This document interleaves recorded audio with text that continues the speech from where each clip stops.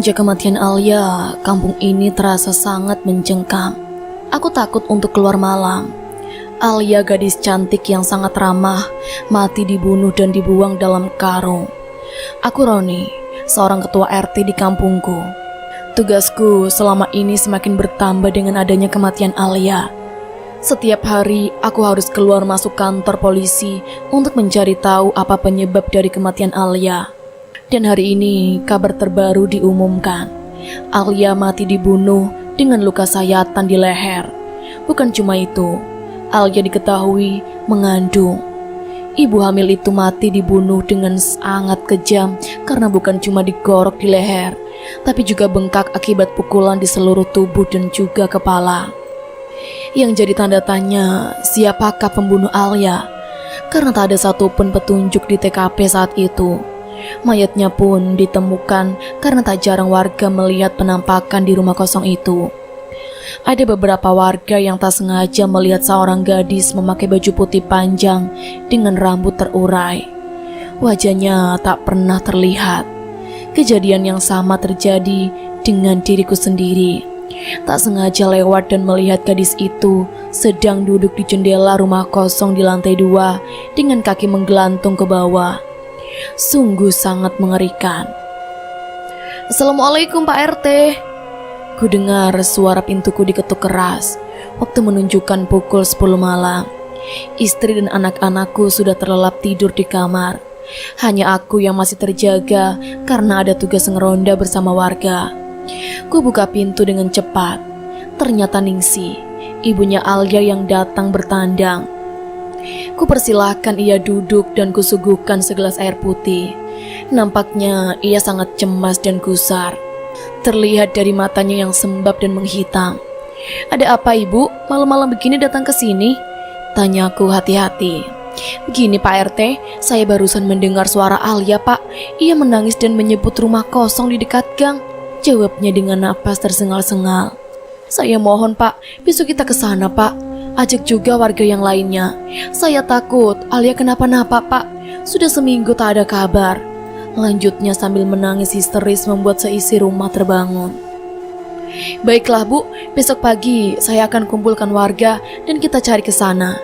Iya Pak, sekarang Ibu pulang dulu, istirahat agar besok ada tenaga buat mencari Alia. Baik Pak, saya permisi dan terima kasih. Bu Ningsih pun pulang. Tapi yang sangat mengherankan, ia hanya datang sendiri. Tak ada Pak Tommy yang menemani, seolah tak peduli.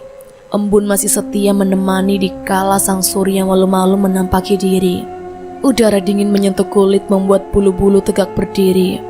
Suara kentonganku pukul sekencang-kencangnya menimbulkan bunyi memekakan telinga. Warga berbondong-bondong datang dengan penuh tanda tanya. Ada apa gerangan sepagi ini? Warga dikumpulkan. Dengan suara lantang, aku mengajak warga mencari Alia. Semua dengan selamat berangkat bersama-sama. Para warga satu persatu datang memadati rumah kosong tak jauh dari gang tempatku tinggal. Mereka mencari ke segala penjuru, mencari tanda-tanda keberadaan Alia. Pak Tommy dan Ibu Ningsih pun turut serta. Rumah kosong itu mendadak ramai dan penuh suara. Rumah yang penuh dengan lumut dan kelelawar. Rumah berlantai 2 itu amat sangat menyeramkan walaupun di siang hari. Apalagi teringat akan penampakan seorang gadis berambut panjang itu. Seketika membuatku bergidik ngeri. Ingin sekali segera pergi. Pak Roni, saya menemukan sesuatu di lantai 2 Pak. Ku dengar seorang warga datang melapor kepadaku. Apa yang kamu temukan Hamdan? Sebuah karung goni Pak, sangat mencurigakan, seperti ada isinya Pak, sahutnya kemudian. Serta merta aku dan warga yang berada di tempat itu berlarian ke lantai 2 rumah itu. Karung goni itu nampak di ujung ruangan bersama dengan tumpukan sampah-sampah. Perlahan kami memberanikan diri mendekati karung itu. Tercium bau busuk yang sangat menyengat seperti bau bangkai tikus mati. Karung misterius itu juga dikerubuni lalat yang terbang tak menentu. Dengan bantuan 2 warga yang lain, aku menemukan karung dengan menahan bau busuk yang menyengat di hidungku. Sungguh baunya membuatku mual dan mataku berkunang.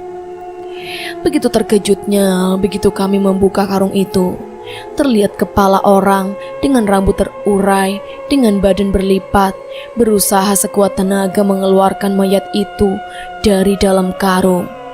Mayat itu sudah membusuk, kulitnya pun sudah berubah biru. Wajahnya sebagian sudah rusak dan dimakan belatung. Matanya pun sudah hilang, terlihat dari lehernya dan bekas sayatan. Sungguh sangat menyedihkan. Sebuah teriakan menggema mengejutkan warga yang diam mematung. Ibu Ningsih berlarian menuju mayat tanpa identitas itu. Tangannya ingin menggapai, tapi terhalang oleh warga yang memenuhi ruangan itu. "Alia, ya Allah, itu Alia, Alia Pak," pekiknya sambil menggenggam tangan suaminya Pak Tommy. "Iya Bu, sabar dulu Bu, belum tentu itu Alia." Pak Tommy berusaha menenangkan istrinya. "Tapi aku yakin Pak, itu Alia. Baju dan celananya itu yang dipakai Alia sebelum ia hilang seminggu ini." Tangis Ibu Ningsih seketika pecah. Segera aku telepon polisi dan tak menunggu lama mereka pun datang. Setelah selesai menginterogasi dan mencari bukti-bukti, mayat yang diduga Alia segera dibawa dan akan diotopsi. Kejadian hari ini sungguh tak akan pernah aku lupakan. Baru kali ini kampung tempatku tinggal digegerkan dengan penemuan mayat perempuan dengan kondisi yang sangat mengenaskan, dan diyakini dia korban pembunuhan. 3 hari berikutnya, aku dan keluarga Bu Ningsih ditelepon untuk mendapatkan info ke kantor polisi. Kami pun sepakat pergi bersama. Di sepanjang perjalanan, kulihat Bu Ningsih tak henti-hentinya menangis. Pak Tommy berusaha menenangkan istrinya, tapi Pak Tommy terlihat biasa saja, tiada gurat kesedihan. Akhirnya kami sampai dan segera menuju ruangan seperti yang disampaikan Pak Polisi di telepon tadi. Di ruangan, Pak Polisi sudah menunggu dan mempersilahkan kami untuk duduk. "Bu Ningsih, harap bersabar karena mayat yang ditemukan kemarin memang benar anak Ibu. Alia yang hilang seminggu yang lalu," jelas Pak Polisi panjang lebar. Ibu Ningsih terlihat lemas dan pucat. Tak ada lagi jeritan, hanya air mata deras yang terus mengalir membasahi pipinya. Anak Ibu adalah korban dari pembunuhan. Kemungkinan besar motifnya membunuh adalah karena anak Ibu hamil dan diperkirakan usia kandungannya menginjak 4 bulan. Lanjut Pak Polisi. Seketika tubuh Bu Ningsih bergetar dan jatuh terkulai. Ia pingsan. Bu Ningsih terlalu syok mendengar perkataan Pak Polisi yang sangat mengejutkan. Ia tak menyangka anak gadis satu-satunya selama ini mengandung dan menyimpan aib itu dengan sangat baik tanpa sedikit pun ia tahu. Bu Ningsih akhirnya kami bawa ke klinik tak jauh dari kantor polisi. Aku dan Pak Tommy dengan setia menunggu Bu Ningsih sadar. Sesekali kulihat Pak Tommy menghembuskan asap rokok dengan wajah yang menegang. Ia tampak sangat pucat dan gelisah, seakan ada beban yang sangat berat. Tapi ia sama sekali tak menunjukkan kesedihan. Tiba-tiba ponselku berbunyi. Kulihat di layar ponselku ada tulisan istriku. Ternyata istriku yang menghubungiku. Ku angkat ponselku dan ku dengar istriku menyuruhku untuk segera pulang. Aku pun segera berpamitan kepada Pak Tommy untuk pulang lebih dulu. Pak Tommy pun mengangguk dan tak lupa mengucapkan terima kasih karena telah membantu. Suasana kampung menjadi sangat suram dan mencengkam malam itu. Semua warga sudah tutup pintu walaupun waktu baru menunjukkan pukul 8 malam. Sepertinya warga takut, tak terkecuali dengan diriku. Secepat kilat ku kendarai motorku melewati rumah kosong itu. Tapi tiba-tiba motor yang ku kendarai hilang kendali dan aku jatuh menghantam aspal tak jauh dari rumah itu. Sakit di sekujur tubuhku, tapi kupaksakan untuk bangun. Tak ada seorang pun yang datang membantu. Jalanan itu tampak kosong, tak ada motor yang lewat satupun. "Pak RT, jatuh ya?"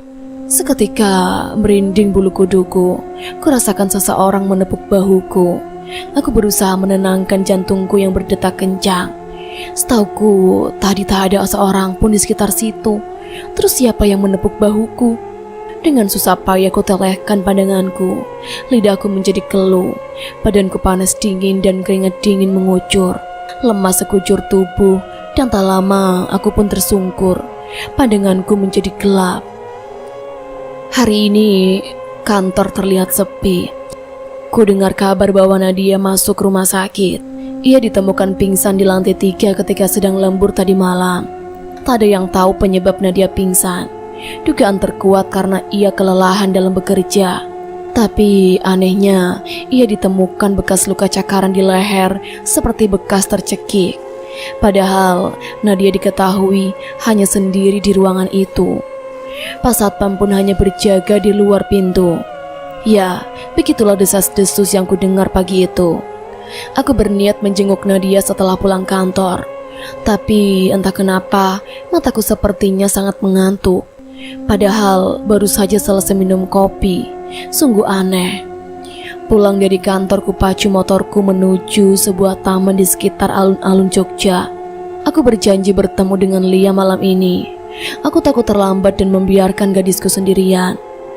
Ya, aku dan Lia telah resmi berpacaran. Bagiku tak ada alasan untuk menolak cinta Lia. Walaupun aku tahu banyak sekali keanehan dan keganjilan pada diri Lia. Setiap dekat dengan Lia, bulu kuduku selalu merinding. Bau bangkai dan bau anyir darah selalu menemani. Tapi ketika Lia memberiku minuman dan aku meminumnya, bau busuk itu berganti dengan bau melati dan kantil. Tapi selalu ku tepis semua keanehan itu karena aku sudah terlanjur jatuh cinta. Sifat Lia yang perhatian dan manja membuatku mabuk kepayang. Beruntung sekali aku memilikinya. Akhirnya aku sampai di taman tempatku dan Lia janjian. Kulihat dari jauh, Lia sudah duduk di bawah pohon beringin tua melambai-lambai ke arahku. Pohon itu nampak begitu rindang dengan sinar lampu yang temaram. "Lama ya sayang?"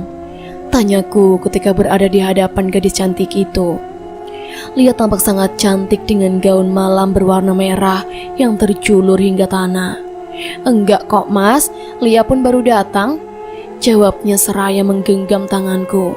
"Aku kangen," manjanya sambil menggelayut mesra di bahuku. "Sekarang kita mau kemana sayang?" tanyaku sembari mencium pipi putihnya gemas. "Ke rumah aja yuk mas, ntar aku buatin mie lagi deh."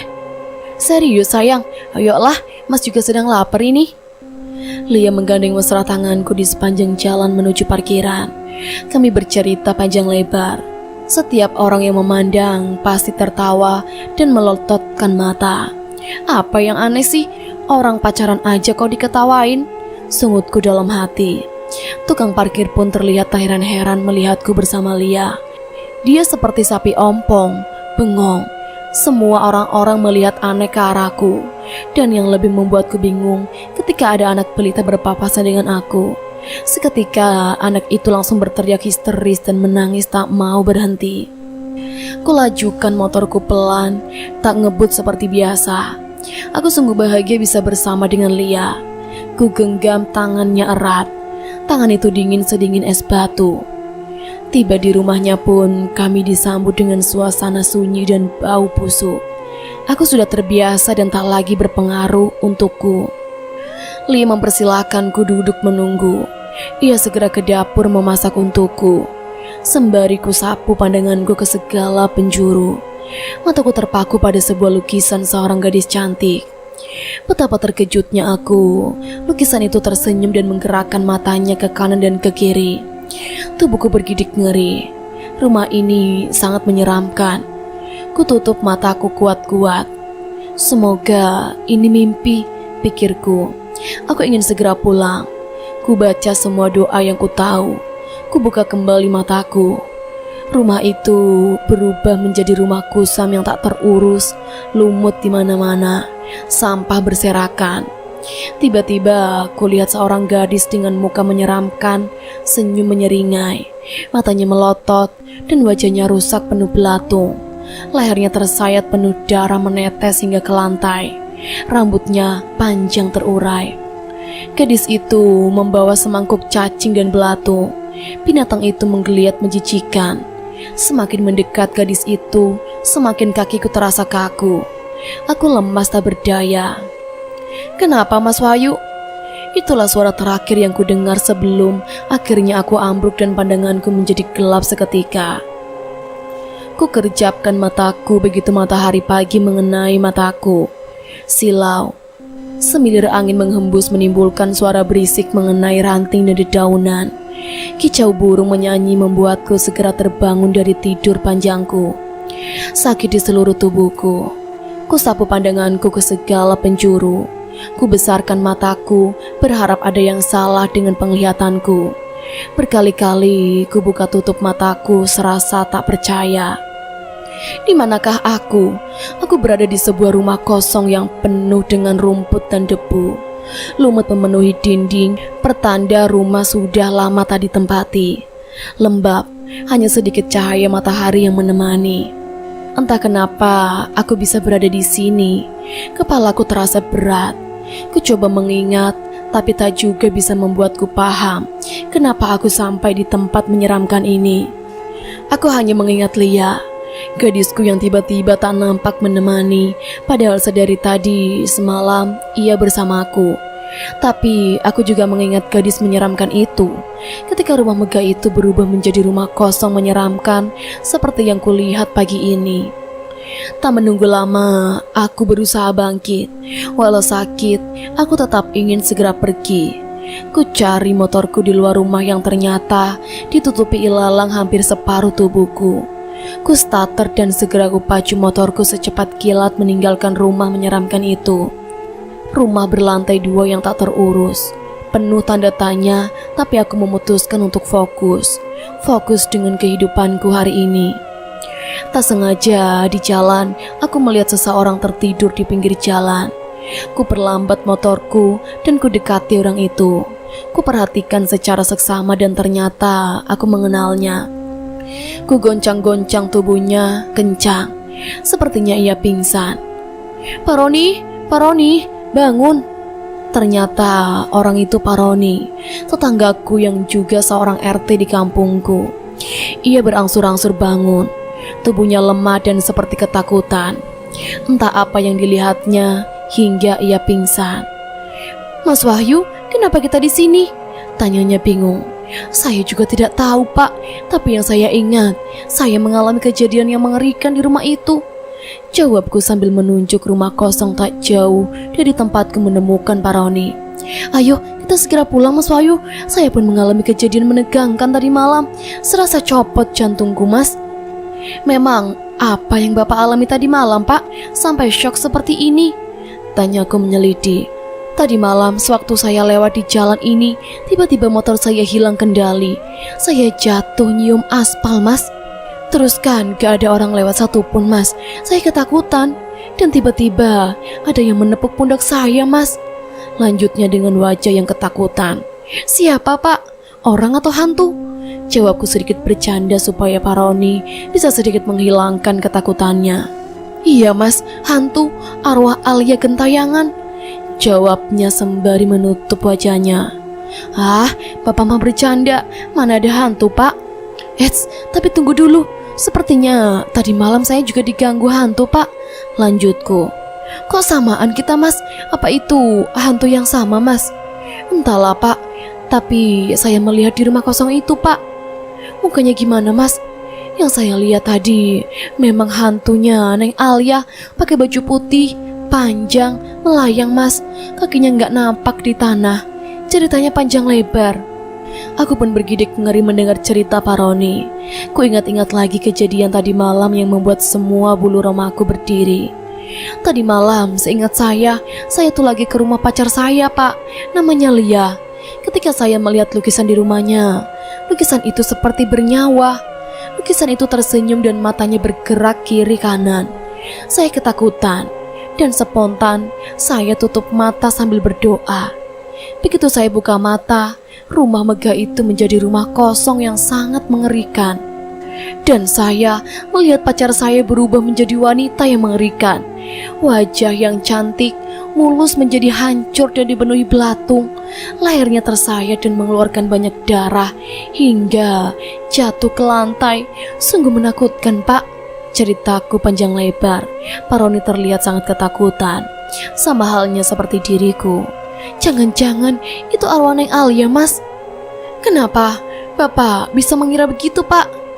Soalnya Neng Alia mati dan mayatnya ditemukan di rumah itu, Mas. Aku hanya manggut-manggut dan tak lama Pak Roni membuka handphonenya dan menunjukkan sesuatu padaku. Ini tah ceweknya Mas Wahyu? Tanyanya seraya menunjukkan sebuah foto wanita cantik berbaju pink persis seperti yang dipakai Lia ketika pertama bertemu. Iya, benar Pak, ini pacarku Lia. Tapi kenapa Bapak punya fotonya, Pak? Tanyaku penuh selidik. Ada rasa geram di hatiku melihat foto gadisku ada di situ. Apa Pak Roni juga menaruh hati pada pacarku? Ingin sekali kutinju, tapi aku harus sabar dan menunggu. Inilah Alia, Mas, anak Pak Tommy yang mati dibunuh, yang hilang sudah seminggu, dia ditemukan sudah membusuk di dalam karung. Jawab Pak Roni seraya menghela napas dalam-dalam. Berarti selama ini Mas Wahyu pacaran sama hantu. Lanjutnya kemudian, kata-kata Pak Roni seperti panah yang menghujam jantung. Aku tak percaya gadisku adalah hantu. Tapi kejadian tadi malam membuka mataku.